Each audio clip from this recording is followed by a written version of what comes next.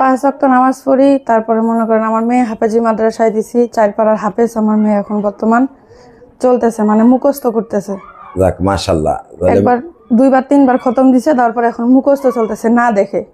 আচ্ছা, তো এই যে ক্যামেরার সামনে আসছেন কি শুধু জীবনের গল্প বলতে, না আরো কিছু? জীবনের গল্প বলতে এখন আমি আমার মেয়েটারে নিয়ে মানে চলতে পারতেছি না। আমার মেয়েটার এখন দিন দিন বড় হইতেছে, ওর খরচ বাড়তেছে। মেয়ের বয়স কত? মেয়ের বয়স 10 বছর চলতেছে। 10 বছর চলতেছে। মাশাআল্লাহ, 10 বছরেই আপনার 2বার কোরআন খতম দিয়েছে। খত এমনি দেখে খতম দিয়েছে অনেকবার। আচ্ছা, কিন্তু মানে না দেখে এটা মুখস্থ করতেছে, মানে এটা হাফেজি বানাবো আর কি আমি। আচ্ছা, হাফেজি বানাবে। হ্যাঁ। আচ্ছা, তো এখন আপনি কি করেন, কিভাবে চলে আপনার সংসার? আমি এখন চলতেছি, আমার বাসাবাড়ি কাজ করি। তো বাসাবাড়িতে কাজ করলেও কি ঠিক এখন ক্যামেরার সামনে যেভাবে আসছেন এভাবে আসেন নাকি? এভাবে আসি না, মানে এমনি যে সুন্দর করে উন্না দিয়ে হিজাব টিজাব বাইন্দা তারপরে যাই।